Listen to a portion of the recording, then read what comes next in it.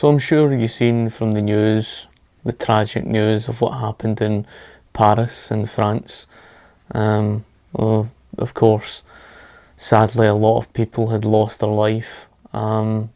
It's just one of these things that, sad to say, I kind of expected this to come, simply because we had the warnings from ISIS.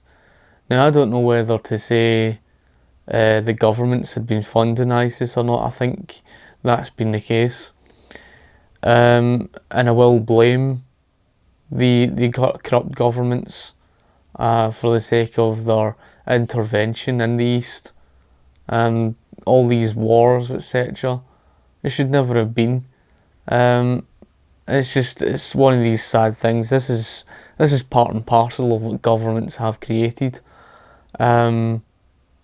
And it's created this problem, this hatred, and this is what's led to these terrorist attacks. What can I say about the whole situation? It's a very sad thing to see, because so many people that needlessly had nothing at all to do with the governments have had their life taken from them, from one moment of madness of these complete nutcases. But this leads on to speaking about the whole thing with Islam. I'll be brutally honest with you. These people are backwards. They talk about, how not all Muslims are bad. Whilst that may be true, a lot of the whole thing with Islam in terms of religion does not accept freedom. It doesn't. They don't understand our way of life, our culture, our Christian values. It was largely a Presbyterian movement that gave our country the freedom that we have, and that's the very reason why we saw the Industrial Revolution start in Britain, and part of that being the reason. And it's one of these things that, due to our freedom, we became a country that became prosperous, and it's so sad, because when you look at their views and things, it's almost like it's theocratic. It reminds you of theocracy, where it's like this combination between church and state. With regards to them, it would be the mosque and state. Everything to them is about imposing Sharia law. And we've even seen this trend occurring in London, where they're creating these no-go zones, where they're trying to intimidate the British people that you can't come here because this is a Sharia law sort of area or whatever it is.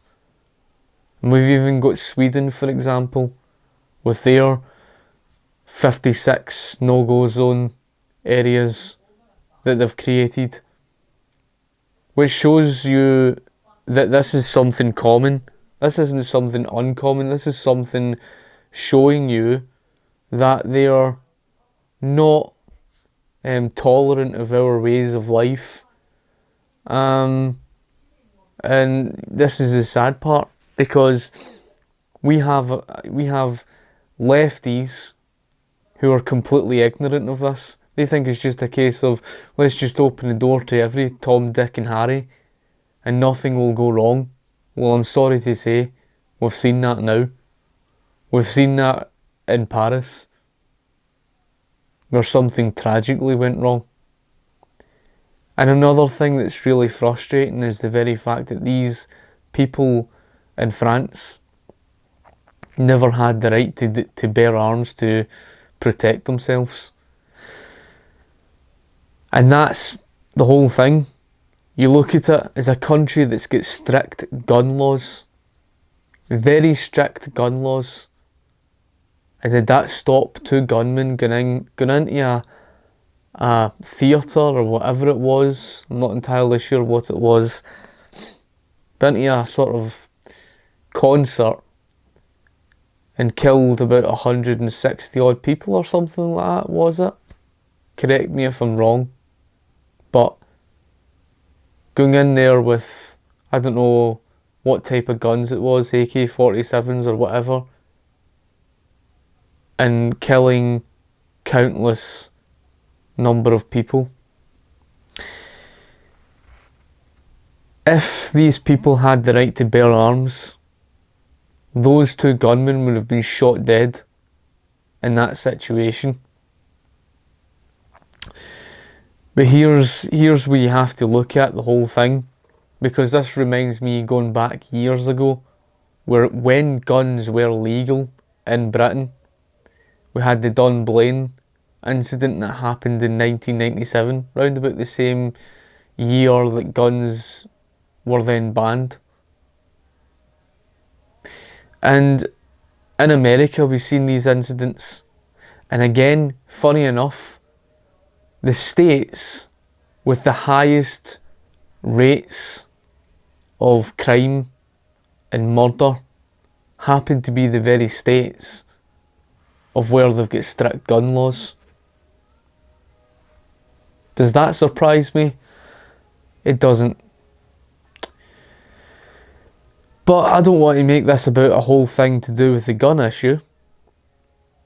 It was part of something I felt frustrated because of the fact that, these people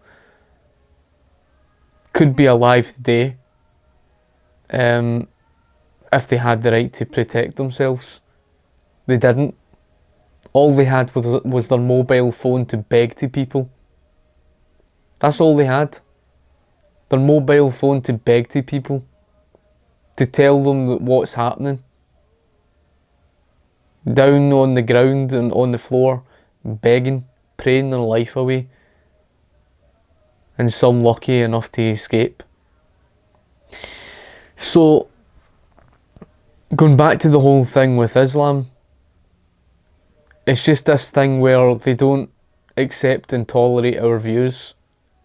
And if you want my honest opinion of the matter, and I don't give a damn whether you call me racist or not, and I'm not interested in whether you call me a racist. You know something, I'm past that stage. I used to care. I used to think to myself, you're calling UKIP racist and all the rest of this. But then I think to myself, something, I don't give a damn, because your political correctness means nothing to me. Because what really matters is the truth, and most rational minded people out there will understand in what I'm saying. It's not a case of racism, it's a case of common sense. That when we're faced with a situation, yes, our governments are wrong, have been wrong in the past for having taken both the United States and Britain to war. And this intervention in the East has led to much trouble. But with that being said, we have to take responsibility, and it's not just a case of just opening the door to every Tom, Dick and Harry after that, because you've just seen what's happened. You see, these little do-gooders, the little do-gooders who believe that it's just a case of we'll open the door to all of them and we'll give them tea and biscuits and somehow everything will all be fine. Nothing will go wrong. They don't live in the same planet as us. They don't. The only thing that they're right about is opposing the war. That's the only thing that I feel they're right about. That's it. That's just about it. In terms of opening the door after that, and not expecting all these nutcases to come here and kill our people? What planet do you actually live on? And this is a sad thing, because that's why I am not surprised of what had happened in Paris just the other day there. It's a very tragic and sad thing. And then we've got Sweden, a beautiful country with beautiful Swedish people who are being overrun in their own country by extremists in very large numbers who do not tolerate and or accept their views. I even saw an article where this lefty in Sweden came out and said that he wants to flood his own country with ISIS just so he can get votes to favour more progressive politics. What that tells me is that these people are mentally insane. It comes of no surprise why we saw the likes of Joseph Stalin, Adolf Hitler, oh you loved that one, or the likes of Vladimir Lenin, Pol Pot, Fidel Castro, Mao Zedong. It comes of no surprise why, under the name of socialism, we saw millions of people die. Whether that was due to dying of starvation, or of course dying by the point of a gun or being gassed to death. There was the Chernobyl disaster, 2 years after the year I was born, in 1986. The Chernobyl disaster, an explosion.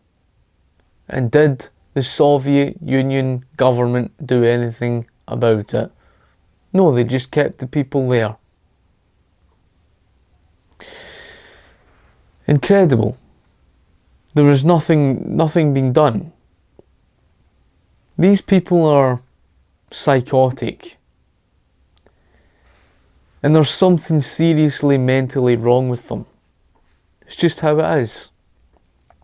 So not only do I blame all these governments, these corrupt governments, and the corrupt European Union that just needs to be dismantled, European people need to come together, and I don't care what their views are, they need to come together and go against these corrupt governments and get out of this European Union. Because this Schengen agreement is a load of nonsense. And that's why we saw Holland closing off the borders just the other day because of what's happened and the serious incident of what's happened. But it all goes back to this thing with regards to Islam. And what sickens me is the fact that we take these people in and they expect us to live their way. There was even video of a Muslim telling a German that they're going to rapidly increase their population and overtake the Germans and there's nothing they can do about it, arrogantly speaking down to one of the German people in his own country. Yet that was the Germany that welcomed those in vast numbers into the country. And how did those so-called refugees repay them? Well, they weren't refugees. How did those, refugees who, a number of them looked well built as if they've been to the gym, telling you that they've certainly got the money. They're certainly well fed if they could, build themselves up like that. Coming over with their mobile telephones, smartphones. That's expensive. And they come over as so-called refugees, and they're ransacking, they're organising with their mobile telephones, meeting up with each other and ransacking superstores and vandalising the private property. And guess who pays for that? It's the private sector. Those who are taxpayers. That's who will be paying for all of that damage that they are causing. And they're basically intimidating those who live in the country. And I'm not surprised why we're starting to see all of these, people coming together and going out and protesting, and because they're sick of it. And a large part of that is to blame on our own governments who don't pay attention to our own people. But it's this thing where they expect this multiculturalism without assimilation, this mass foreign immigration without assimilation, where they expect this big vast number of immigrants to come flooding into our country, and somehow, as if by magic, we are supposed to just get on with them. Don't believe that garbage for 1 second. I believe that's engineered. And it's in relation to the Frankfurt School, where it's aimed at creating subversion and division. And a country like Sweden is the perfect example, where Sweden has exactly this problem where there's division in society. And now the right-wing party, the Democrats, are the third largest party and growing. And it's because for so many years Sweden just opened the door to anyone and everyone. And now they have the second highest rape rate in the entire world. Was that any surprise? No, it wasn't. These people are not tolerant of our views. And what angers me is they expect to come to our countries and they expect us to change our ways to suit them. They come to our countries where our forefathers fought and died for our freedom.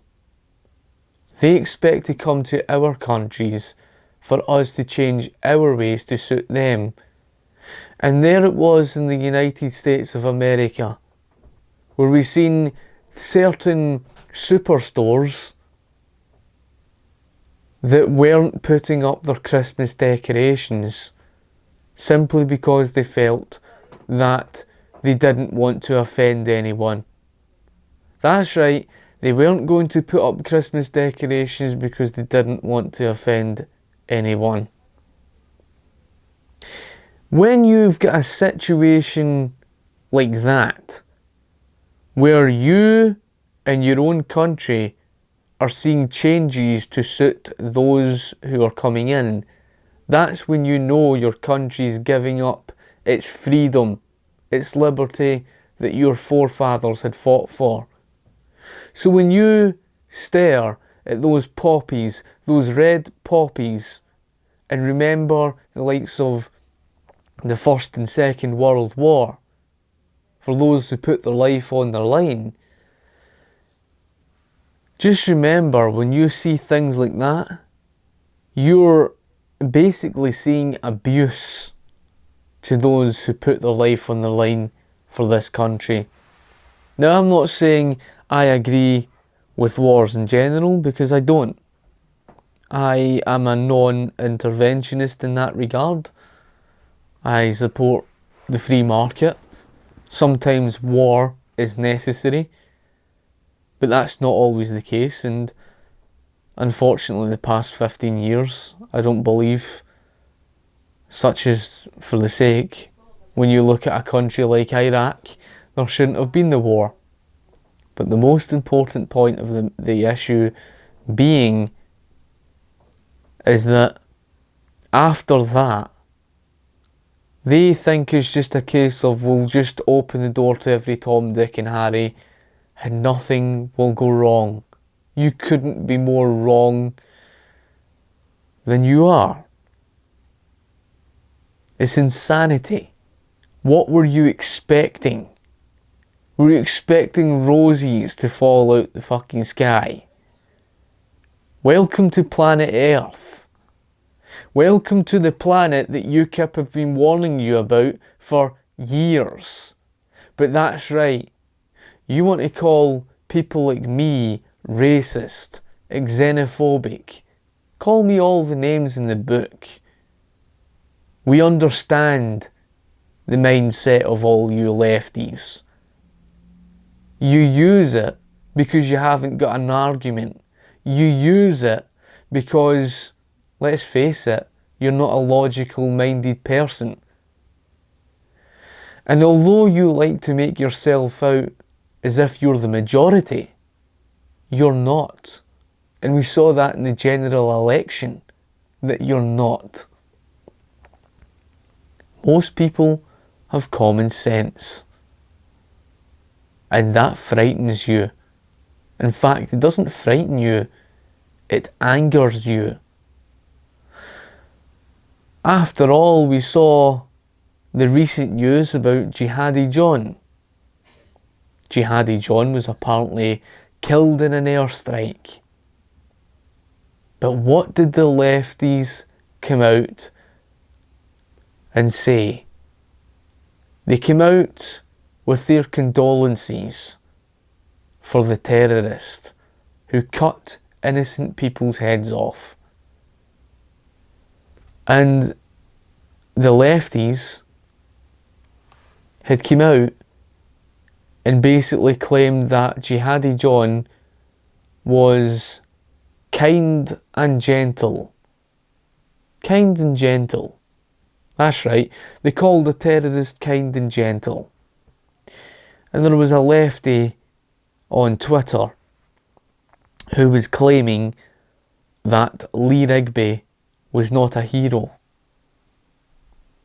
In other words, again siding with the terrorist.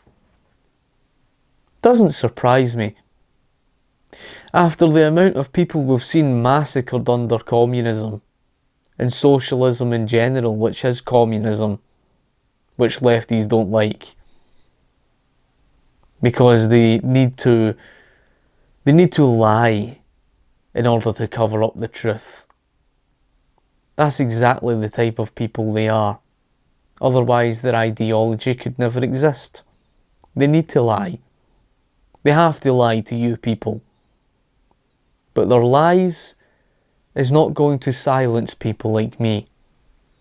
Because people such as myself are going to continue on telling the truth to people, and you know, whether lefties like that fact or not, I don't care. You know, I sacrificed much of my own personal life to speak the truth to people. I did. And because of the fact that I speak the truth, I did, of course, lose a number of friends. But did that prevent me? Did that deter me? Did that change my way? No, it never. It doesn't matter how many people out there oppose me over my freedom of speech.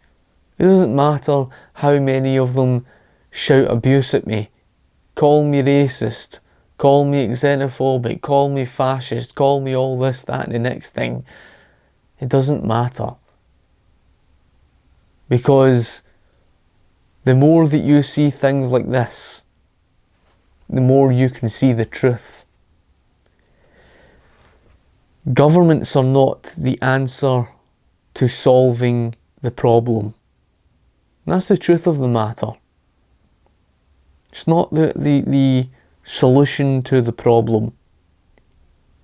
And nor is the solution to the problem then, after what government's created, is opening the door to every Tom, Dick and Harry and expecting nothing to go wrong. It's very, very sad of what we've seen. And what else can I say to that?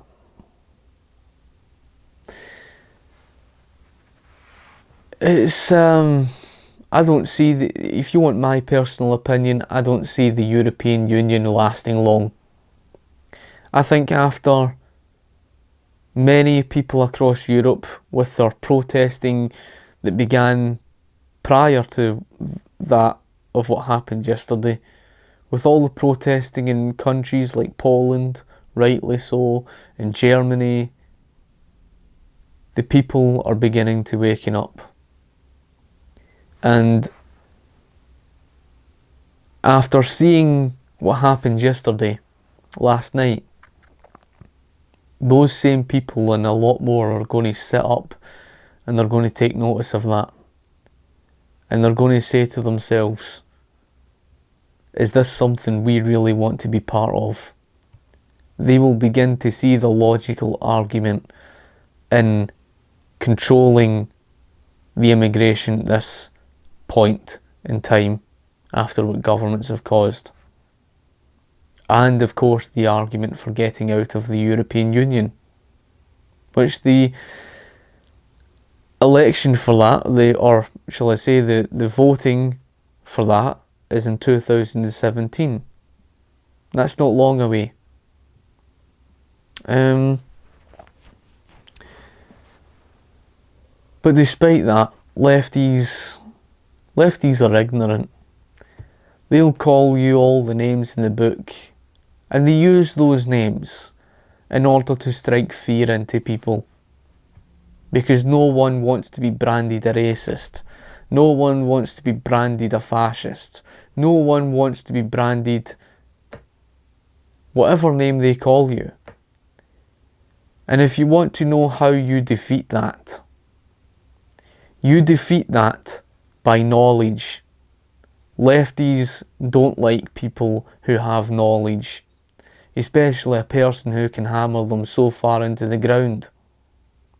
Lefties hate that. Lefties don't like people who understand what fascism is. That's why they religiously despise the fact that fascism is a collectivist ideology and the word collectivism is synonymous to the word socialism. They don't like that. They don't like the words of George Bernard Shaw, a hardcore socialist who once said, "Socialists should be delighted to find at last a socialist who speaks and thinks as responsible rulers do." That was the same man who founded the Fabian Society in 1884, in turn founded the Labour Party in 1900 and founded the London School of Economics. No different to Adolf Hitler. Of course, that was George Bernard Shaw's quote referring to fascist kingpin Benito Mussolini. That's right, the hardcore socialist George Bernard Shaw was calling Benito Mussolini a socialist. And Adolf Hitler in 1930 told Otto Strasser, "I am a socialist, and a very different kind of socialist from your rich friend Count Reventlow." As well, of course, years later, Adolf Hitler said, "We must find and travel the road from individualism to socialism without revolution." He didn't say these things for nothing. Nor did he say in 1927, "We are socialists enemies of today's capitalistic economic system for nothing. You see, the reason why socialists religiously despise the fact that you connect the word fascism to socialism as a socialist ideology, the reason why they religiously despise it is because the socialists need something to blame on their opposition. They need something to make their opposition look bad. Because when you look at socialism, it's been nothing but disastrous in every country it has touched. Even the African continent, where these people are suffering poverty, these African migrants try to escape Africa for years simply because of the level of poverty. All thanks to them kissing the backside off of Marxism and Leninism, and look what it led them to. No different to China, thanks to all that socialist nonsense. No different to Venezuela, no different to Greece.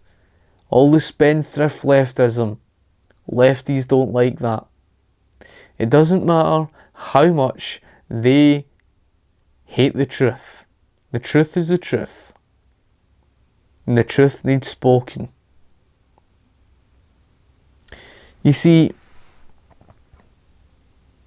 their socialism's a disaster. And their socialism is largely the reason for why all these wars occur. It was their socialism that led to the corrupt governments. They don't like that. Because what basically socialism is state direction of the economy. And that's the very reason why you see these big corporatist socialist movements. Corporatism is a socialist ideology. So yes, it comes of no surprise why we've seen all of this. And you know, it's just one of these things that, with regards to the European Union, it's not going to last long. I don't see it lasting long. Not even if people do decide to remain part of the European Union. It really isn't going to last long. They're insane. A country like Germany would never be able to sustain what it's seeing right now. And it's caused other countries to set up and take notice of that and close their own borders. Which this whole idea of the Schengen Agreement is just it's a laugh. It's a joke. Leftism itself is a joke, it's a mental illness. So, you know, we can only hope that in Britain that people are sensible enough they're going to vote UKIP. Or at least vote for anyone who is favouring the no vote to get out of the European Union. Because you don't want this. And it wouldn't surprise me in the slightest if we see more terrorist attacks, especially in London, where they could be targeting next. So anyway, I just thought I would speak my mind on the whole thing. And like I say, these Islamist supporters do not value freedom. The very fact they treat their women like objects that need to have their face covered. That's right, human beings who were born with faces, who have to cover their face or they'll get shot dead. They're animals. In fact, that's an insult to animals. They're not even human beings to me. As far as I'm concerned, I wouldn't want anything at all to do with them. Anyone who believes in that nonsense where women should have these burqas forcing them to cover their face, if they believe in that, I don't see them as human beings. Okay? I don't. You could call me every name in the book, but I'm past that stage. I don't care. And there's enough rational-minded people out there across Europe and across the whole of Britain who would agree with me upon that. And like I say, for those who, harped off for years about how I'm a filthy racist, I'm this, I'm fascist and all the rest of it, like I say, the best way to defeat these type of people is have the knowledge. And force them onto collectivism versus individualism. Why? Because you cannot pull capitalism outside of individualism. Fascism is a collectivist ideology, and collectivism is another word for socialism. When you force them with that, they've got no other way out other than telling lies. So they cannot call you a fascist. And if they want to call you a racist, let them. If they want to call you xenophobic, let them. Because most rational-minded people out there can see them for who they are. The very fact they defended terrorists goes to show you the fruitcakes that they really are. Just look at how they called Nigel Farage a racist. Yet look at them supporting the likes of Jeremy Corbyn, who they think talks sense. That's right. A man who supports terrorists is seen as someone who speaks common sense. Anyway, people, I've spoken long enough. Hope you've enjoyed the video. If you've got anything you'd like to ask, feel free to ask me in the comment section below, and I'll talk to you later. Cheers.